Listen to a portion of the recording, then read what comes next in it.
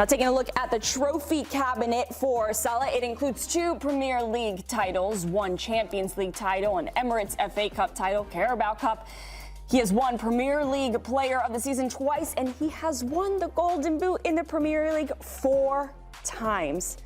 So, of course, all of this brings up the conversation for where Salah ranks as an all-time Liverpool great. And JD, this is something that you have been tasked with. We don't know what's coming. We don't know where you have put him, top 5. So give it to us. I'm just saying, if Andy Carroll isn't on that list, you haven't done your homework. Andy Carroll is a good Liverpool player, but I wouldn't say that he's going to make the top 5. Okay, then Joe Allen's going to be in there. You're going to talk about one of the most illustrious teams in the history of English football, and rightfully so. Their top 5 is probably a little bit more difficult than most. But at number 5, I actually have one of their most industrial captains of all time, Graeme Souness, of course, who led on the touchline as well. I mean, his run during the 80s is well documented. The 5 league titles, the 4 league cups, the 3 European trophies. He's a serial winner, and also was a serial winner on the touchline for them as when he given the managerial role in the mid-90s. If you don't really understand what Graeme Souness is, think about your modern combative midfielder who could also spray a football, almost a Gerrard before a Gerrard. And Stephen will feature on this list at some point, but it isn't on the list right now because as number 4, you can see it's an important position to be. And Ian Rush is always going to be there because this is Liverpool's most prolific goal scorer of all time. Over 300 goals and 600 appearances. What he did in terms of capturing the European Golden Boot in 1984 speaks for itself. But when they talk about goal scorers of a modern generation, Ian Rush is the pinnacle of that in a Liverpool shirt. Top goal scorer in Liverpool history. Top goal scorer in Liverpool history. And there's a reason why they turn around and call him the greatest in terms of in between the box. And I like the fact that Tony to my right is already giving me the head nod. That gives me the sign of approval. That I've circled my 4, and I'm just going to see where they line up. Okay, so now we get to the touchy subject, right? Which is obviously a little bit of, like, everyone's going to have different opinions and all the rest of it. But I would turn around and say number 3 is Stephen Gerrard. Now, I will hark by saying Stephen Gerrard is the best and probably my favourite player that never ever wore the club that I grew up supporting. But Stephen Gerrard still has incredible moments in terms of what Liverpool. I'm actually happy that he saw his whole entire career out from academy all the way through with the same club. There's something synonymous about Stephen Gerrard at the turn of the century and obviously his Liverpool connections. The Champions League final speaks for itself, which is a movie in its own right. The FA Cup against West Ham is one of the most iconic strikes of football anyone has ever done.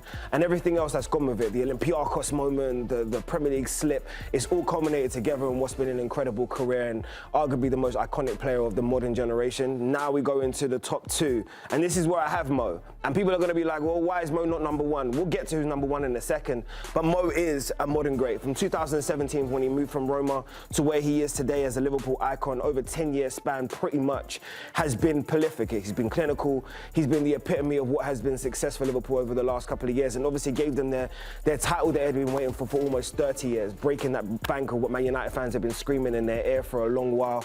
And the 1920 title sits in the hearts of them. The title last year will always sit in the hearts of Liverpool fans. That iconic moment in the Champions League the year before their first title was always going to be a massive moment for Mo Salah.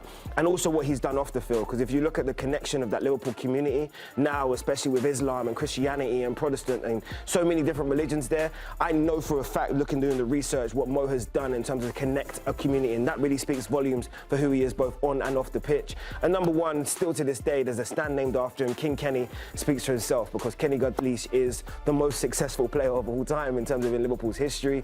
Runner-up, of course, in the Ballon d'Or back in the early 80s, and just the epitome of what was Liverpool's most successful era. When you looked at the number 7 shirt, you looked at King Kenny, and there's a reason why they call him King Kenny. So I would say that that's my Liverpool top 5. Liverpool fans will, no doubt about it, go up and go down depending on your age group, but I try to be fair, serve every era, and obviously no managers could be involved too, so I kind of looked here as they're the 5 most iconic players on the pitch that have done their due diligence. What are you guys thinking? I think Stephen Gerrard is the debate point here. Okay. Right? Because I think if you just look at the trophies won, let's start by saying Stephen Gerrard is the most emblematic Liverpool player, or if we're talking about players that represented Liverpool to its extent, I would consider Stephen Gerrard as number 1. But you look at the trophy haul, and like the other guys won serious silverware. Like, I don't know, we're taking into consideration, it's not a time that I was watching Liverpool because I wasn't alive, but the Dalglish, Ian Rush, Graeme Souness era, these guys were winning league after league after league. Like, they dominated the 80s, like powerhouse. we grew up in an era where Liverpool didn't win a single Premier League title for 30 years, right? We were like desperate for Liverpool to win that title that Mo delivered, and I think there's a lot of symbolism in that. And that's why he's so beloved. It feels like Mo restored that feeling of the 80s, of that dominant 80s Liverpool team. So I don't necessarily disagree, but that's going to be like the hot topic in your list because someone so big, so emblematic, right, of a team is third. Tony, yeah, these lists are always hard, but I will say I had the same 5. Okay. I just had them in a different order. Okay. What was your King order? Kenny he's the top, right? Mm-hmm. He's the most revered Liverpool player ever. And then, I know managers don't count, but came back to manage the club and all that stuff.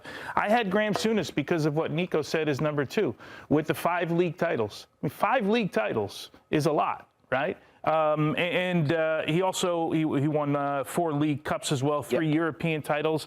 And then I had Mo Salah from there, Stephen Gerrard, and Ian Rush. And Ian Rush, for me, like growing up, Ian Rush was one of the most prolific goal scorers that we'd had ever seen, right? So that meant a lot. But that was my list. But I also, I considered like even a Virgil van Dijk. I considered a Michael Owen and Kevin Keegan.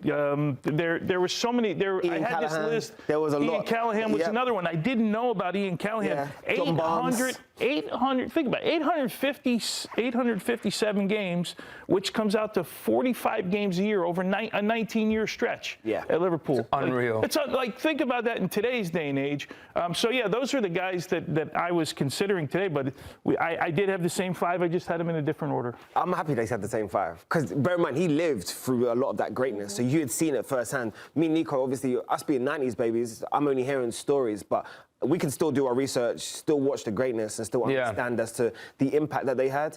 And especially when you hear Liverpool fans talk about King Kenny, like, as far as they're concerned, that is the pinnacle of all of their success, what they've ever seen.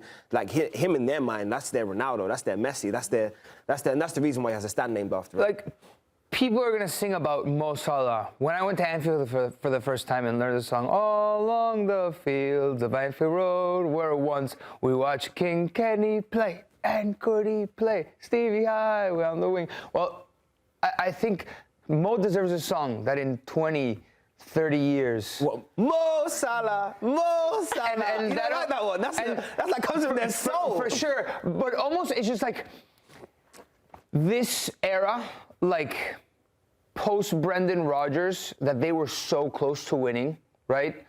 It's in between that, like when I was just a little bit older and understanding football properly, like a teen.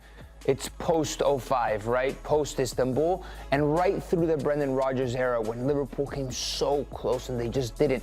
Klopp takes over. That Salah, Firmino, Mane era was so representative of Liverpool at its height. And Salah is the main guy in that, like, Liverpool generation of players that I'm going to remember at least for years and years to come. Thanks for watching this video from Morning Footy. For all news and insights regarding leagues around the world like EFL, Serie A, and all UEFA competitions, both men's and women's, don't forget to sign up for Paramount+.